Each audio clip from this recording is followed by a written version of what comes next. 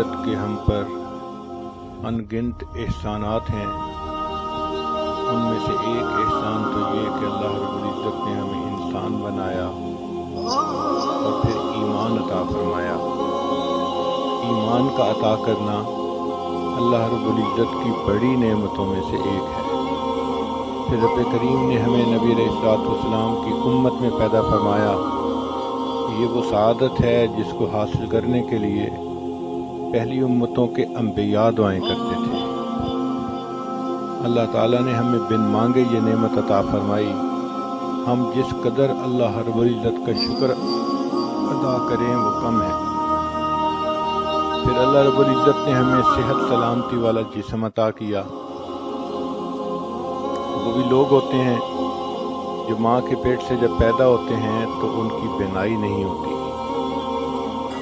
ये बिनाई वाली नेमत कितनी कीमती है जो अल्लाह ताला ने बिन मांगे अता फरमाई। हमारे एक हाफिज थे, हिफ्ज़ मुकम्मल किया तो वो मिलने के लिए आए और जब आए तो कहने लगे, हजरत आज मैं आपसे एक दुआ करवाने के लिए आया हूँ। मैंने मुस्कुरा के कहा कि हाफिज साहब आप माशाल्लाह जवानुल उम्र हैं, हिफ्ज़ मुकम्मल हो गया, अब आप चाहते होंगे कि मेरी शादी की दुआ कर दें।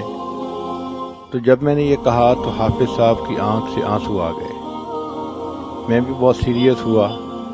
मैंने पूछा, हाफिज साहब क्या हुआ? कहने लगे, हजरत दुआ ये करवाना चाहता हूँ कि जिस हस्ती को मैं अपनी माँ कहता हूँ आज तक मैं उसका चेहरा नहीं देख सका। आप मेरे लिए दुआ कर दें कि अल्लाह मुझे एक मर्तबा बेनाई दे दे, मैं माँ का चेहरा तो देख सकूं।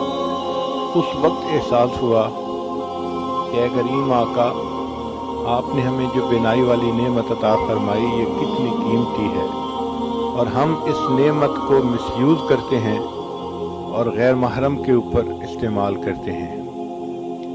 कितने लोग हैं जो माँ के पेट से पैदा होते हैं और वो बच्चे बहरे होते हैं, वो सुन नहीं सकते, इशारों में बातें करते हैं। और जो बच्चा बचपन से बहरा हो आमतौर पे वो गूंगा भी होता है, क्योंकि वो सुन नहीं सकता तो उसकी वोकैबुलरी नहीं होती, वो बोल भी नहीं सकता। अल्लाह रब्बुल इज़्ज़त ने हमें समाअत भी अता फरमाई, हम बात सुनते भी हैं, बात करते भी हैं।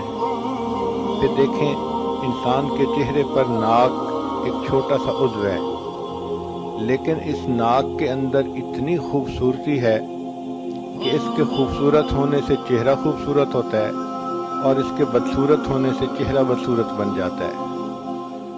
अल्लाह रब्बुल इज़्ज़त ने ये नेमत भी हमें अच्छी अता फरमाई।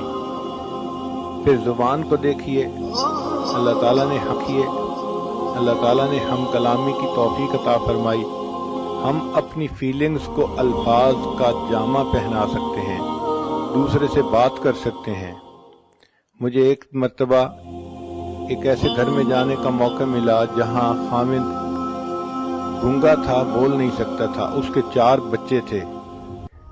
तो मैं उनके घर जाके यही सोचता रहा कि ये 4 बच्चों का बाप है, अपनी बीवी से इजहार मोहब्बत करना इसको कितना मुश्किल महसूस होता होगा। हम अल्फाज को किस तरह बना संवार के कह देते हैं दूसरे बंदे का दिल खुश करने के लिए, और वो अपनी बीवी से सिर्फ इशारों से बातें करता था। अब देखिए, ये अल्लाह ताला की एक नेमत है जो अल्लाह ने अता फरमाई ताकि इस ज़ुबान के ज़रिए से हम कुरान पढ़ें और इस ज़ुबान के ज़रिए से हम दीन की बातें करें। फिर अल्लाह रब्बुल इज़्ज़त ने हमें होंठ अता फरमाए। ये होंठ देखने में छोटे से होते हैं, मगर इनके ऊपर इंसान की खूबसूरती का इन्हिसार होता है। अगर होंठ बेढंगे हों तो बावजूद गोरे रंग के और बावजूद अच्छी खूबसूरत शक्ल के इंसान खूबसूरत नजर नहीं आता।